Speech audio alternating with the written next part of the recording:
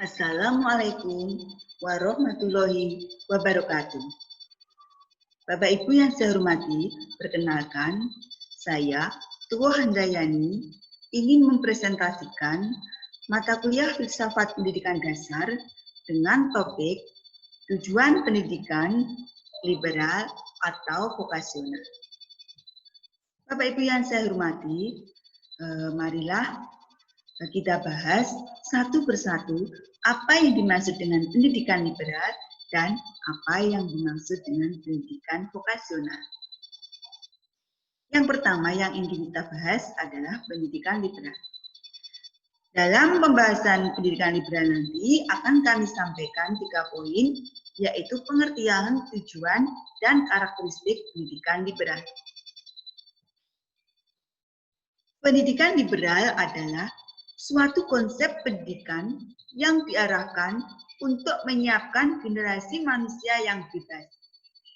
Pendidikan liberal adalah suatu filosofi pendidikan yang memberdayakan manusia dengan pemberian pengetahuan dan keterampilan dalam arti luas, memberikan tekanan pada penguatan peserta didik dengan nilai-nilai etika dan keterlibatan dalam masyarakat.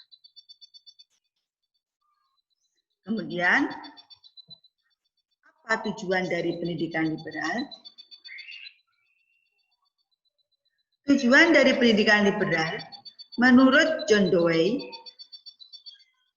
liberal education aims to train intelligence for its purpose of which you know. Bahwa tujuan pendidikan untuk membelajarkan peserta didiknya agar mampu berpikir atau teach to think, bukan hanya sekedar tahu apa yang dipikirkan atau what to think.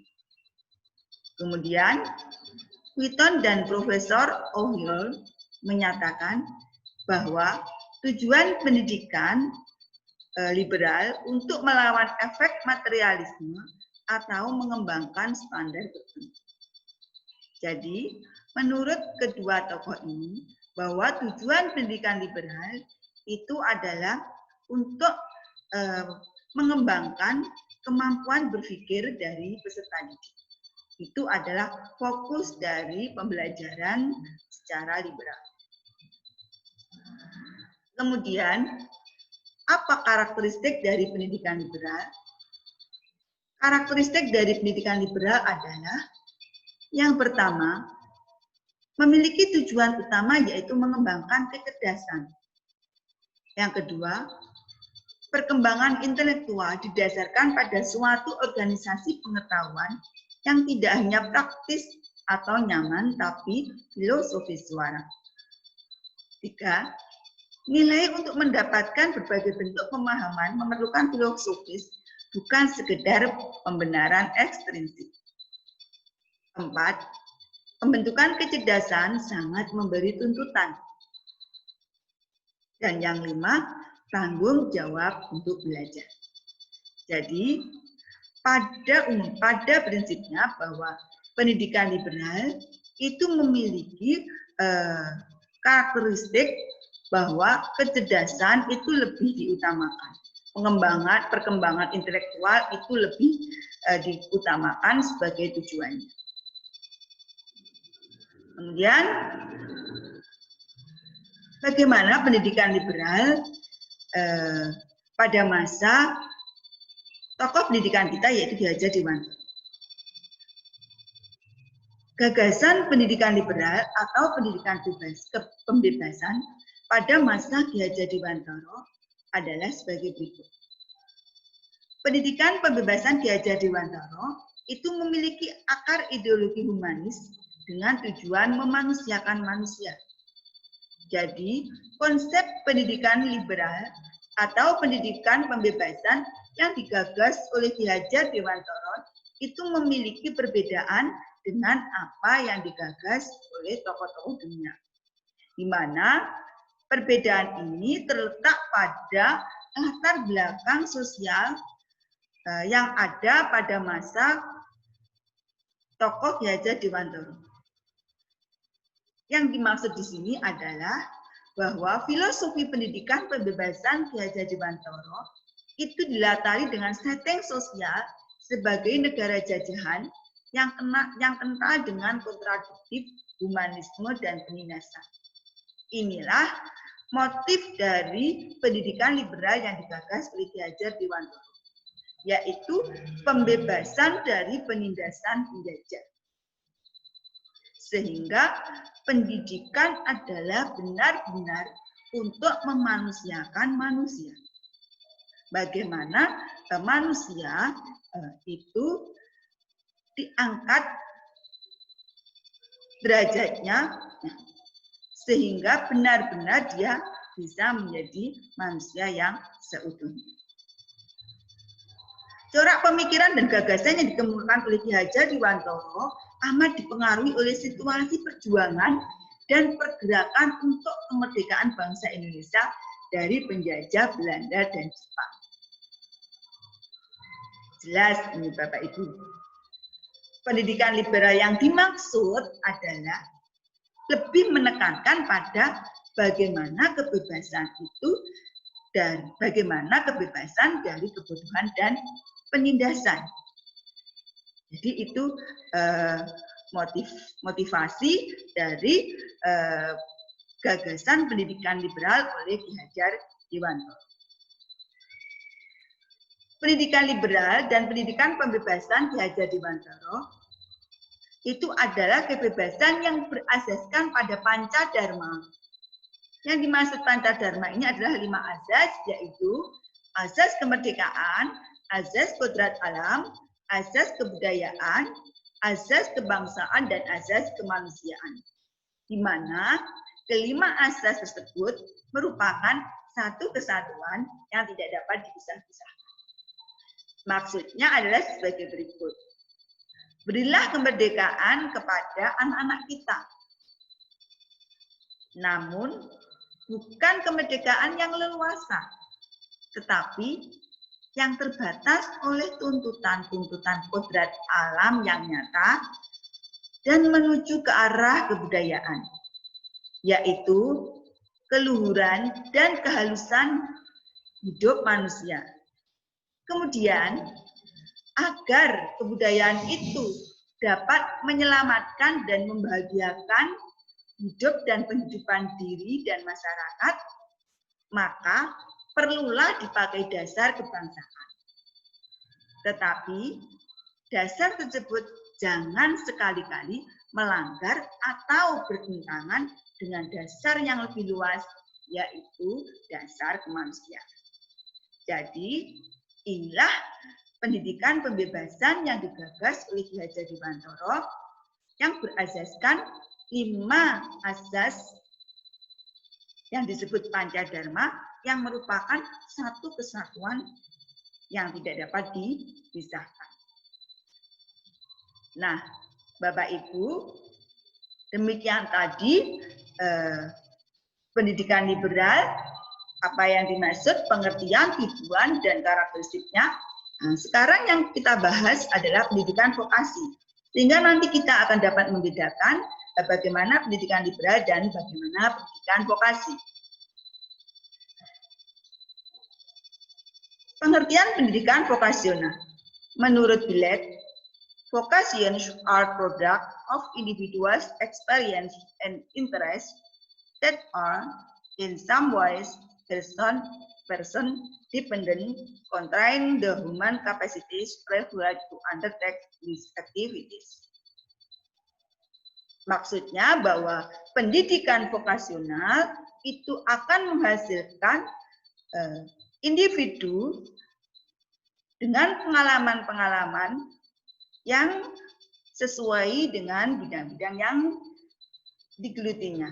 Jadi di sini bahwa pendidikan vokasional itu lebih mengutamakan pada pengalaman-pengalaman peserta didik. Kemudian pendidikan vokasional mempersiapkan tenaga kerja terlatih dengan skill yang tinggi yang tunduk pada pemberi kerja. Itu menurut Brzezinski. Pengertian pendidikan vokasional menurut Undang-Undang Nomor 20 Tahun 2003 2003 tentang Sistem Pendidikan Nasional, bahwa pendidikan vokasional atau kejuruan merupakan pendidikan menengah yang mempersiapkan peserta didik untuk bekerja dalam bidang tertentu. Pendidikan vokasi merupakan pendidikan tinggi yang mempersiapkan peserta didik untuk memiliki pekerjaan dengan keahlian terapan tertentu, maksimal setara dengan program sarjana.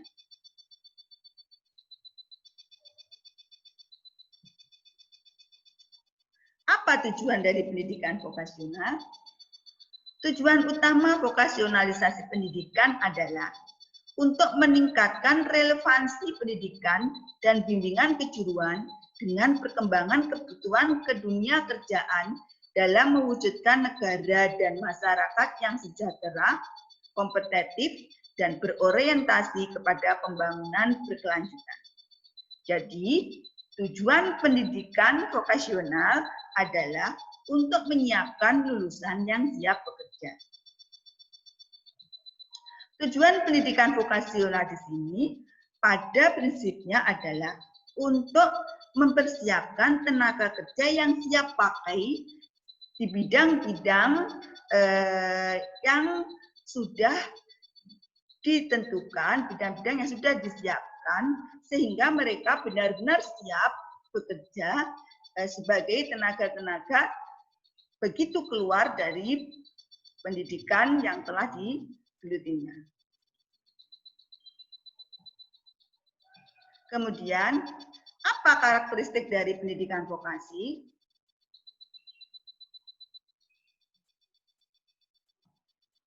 Karakteristik dari pendidikan vokasi adalah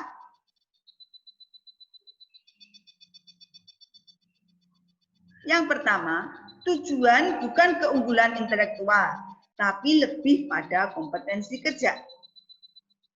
Isi program pendidikan dan pelatihan tidak dari disiplin intelektual, tapi dari analisis pekerjaan. Tempat terbaik untuk bekerja itu tidak terpisah dari dunia perdagangan dan industri. Pandangan terhadap pembelajaran dari sisi tujuan, isi, dan nilai tidak berada di tangan akademisi. Jadi, dari beberapa karakteristik pendidikan vokasional tadi, ada beberapa hal yang perlu saya garis bawahi. Yang pertama, bahwa pendidikan vokasional itu merupakan pendidikan yang berdasarkan analisis pekerjaan. Jadi program yang disusun di pendidikan dan pelatihan vokasional itu berdasarkan pada kebutuhan kerja, bukan pada disiplin intelektual. Kemudian, bahwa pembelajaran dari sisi tujuan, isi, dan nilai itu tidak berada di tangan akademisi. Jadi pelatihan pendidikan dan pelatihan vokasional itu bisa ditangani di luar akademisi. Itu adalah beberapa hal yang terkait dengan karakteristik pendidikan vokasional. Nah, Bapak Ibu, liberal atau vokasional, maksudnya di sini adalah bagaimana kita menyikapi tujuan pendidikan liberal atau vokasional dan apa relevansinya dengan kebutuhan bangsa kita. Edward Copleston, Rektor Oriel, yang merupakan tokoh dari pendidikan liberal, berpendapat bahwa tujuan universitas adalah untuk melawan efek materialisme asar terhadap individu, bukan untuk melatih secara langsung profesi tertentu, melainkan untuk mengembangkan nada tinggi dan kebiasaan berpikir yang fleksibel, yang akan memungkinkan mereka melaksanakan dengan semangat dan efisiensi semua kantor, baik swasta maupun publik, perdamaian dan perang. Pada garis besarnya bahwa menurut Edward Copleston bahwa universitas itu bukan untuk mencetak tenaga profesi, tetapi universitas itu adalah untuk mengembangkan kebiasaan-kebiasaan berpikir atau meningkatkan intelektual dari peserta didik. Kemudian dalam pidato pengukuhannya pada tahun 1867 saat dilantik sebagai rektor dari Universitas Aberdeen, George Stuart Mill itu mengemukakan bahwa universitas tidak boleh menjadi tempat pendidikan profesional atau kejuruan. Tujuan mereka bukanlah untuk membuat pengacara yang terampil atau dokter atau insinyur, tetapi mampu dan membudidayakan manusia. Pabrik 1867.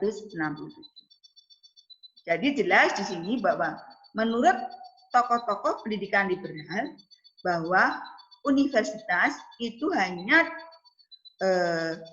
sesuai untuk pengembangan intelektual. Jadi bukan untuk mencetak tenaga-tenaga profesional atau kejuruan. Kemudian karena konsep-konsep pendidikan liberal yang sedemikian itu, otomatis belum ada relevansinya dengan keadaan atau realita kerja yang nyata, sehingga menimbulkan kritik-kritik dari pendidikan liberal. Yang pertama yaitu bahwa tradisi liberal itu dianggap mengabaikan dunia kerja, mengabaikan dunia praktek, dunia industri yang berkaitan dengan pekerjaan. Mengapa? Jelas, karena pendidikan liberal hanya mempersiapkan tenaga-tenaga yang unggul dalam intelektual, tetapi belum tentu dia unggul dalam praktik.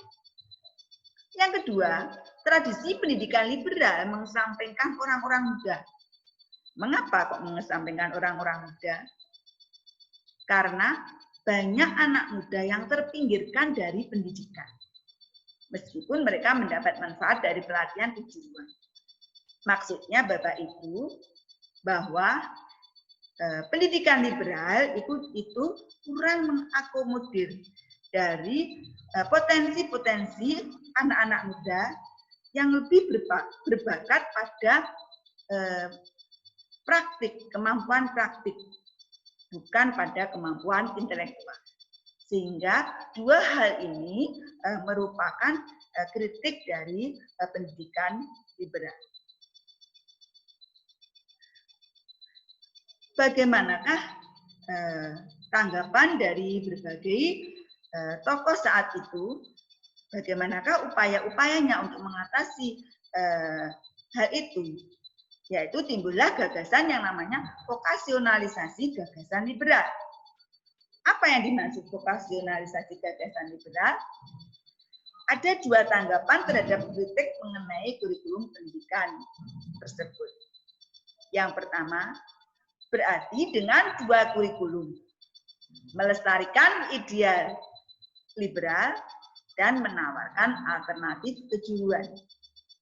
Jadi di sini ideal liberal tetap dilestarikan, namun alternatif kejuruan itu ditawarkan. Yang kedua, mencairkan pendidikan liberal dengan penekanan kejuruan, yang artinya bahwa dalam pendidikan liberal itu tidak sekaku apa yang disampaikan oleh penggagas-penggagasnya, namun lebih dicairkan dengan penekanan-penekanan pada kejuruan. Itu adalah dua tanggapan terhadap kritik mengenai kurikulum tersebut atau yang disebut dengan vokasionalisasi gagasan liberal. Nah, Bapak Ibu, bagaimanakah pandangan pendidikan liberal dan vokasional dalam Undang-Undang Sistem Pendidikan Nasional kita? Dalam Undang-Undang Nomor 20 tahun 2003 tentang Sistem Pendidikan Nasional disebutkan bahwa pendidikan nasional berfungsi untuk mengembangkan kemampuan dan membentuk watak serta peradaban bangsa dalam rangka mencerdaskan kehidupan bangsa, bertujuan untuk berkembangnya potensi peserta didik agar menjadi manusia yang beriman dan bertakwa kepada Tuhan Yang Maha Esa, berakhlak mulia, sehat, berilmu, cakap, kreatif, mandiri, dan menjadi warga negara yang demokratis serta bertanggung jawab. Itu fungsi dan tujuan dari sistem pendidikan nasional kita, dari pendidikan nasional kita. Apa relevansinya dengan pendidikan liberal dan vokasional? Dari fungsi dan tujuan pendidikan tersebut, terkandung makna tersirat bahwa warga negara sebagai subjek yang bebas menentukan pilihannya untuk mengembangkan potensinya. Jadi di situ jelas bahwa tujuan dari pendidikan nasional mengembangkan potensi warga negara. Potensi apa yang ada yang dimiliki oleh warga negara? Tentu saja potensi itu bisa bersifat lebih pada kemampuan intelektual, bisa bersifat lebih pada kemampuan kerja atau praktek. Ini hubungannya dengan pendidikan liberal dan vokasi. Jadi, menurut sistem pendidikan nasional bahwa pendidikan liberal dan vokasional merupakan dua hal yang harus berjalan seimbang. Sehingga pendidikan kita itu dapat mencapai tujuan sesuai dengan apa yang tercantum di dalam Undang-Undang Nomor 20 Tahun 2003. Demikian Bapak Ibu beberapa paparan yang dari kami tentang pendidikan liberal dan pendidikan vokasional. Pendidikan liberal dan vokasional itu bisa kita lihat pada pendidikan di negara kita, di mana pemerintah sudah menjaga keseimbangan antara pendidikan liberal dan vokasional dengan banyaknya politeknik-politeknik yang didirikan untuk mengakomodir dari peserta didik yang lebih mampu dalam dunia kerja atau dunia praktek. Politeknik ini akan mempersiapkan tenaga kerja siap pakai jika nanti terjun ke dunia kerja. Kemudian di universitas-universitas sekarang banyak program-program terapan yang ditawarkan kepada masyarakat untuk mengembangkan potensi-potensi peserta didik, terutama yang cenderung ingin melanjutkan pendidikannya di vokasi. Kalau di sekolah menengah jelas ada sekolah menengah kejuruan yang bisa mengakomodir peserta didik yang sesuai dengan bakat di bidang kejuruan. Demikian Bapak Ibu presentasi dari saya. Semoga bermanfaat bagi kita semua. Saya akhiri. Wassalamualaikum warahmatullahi wabarakatuh.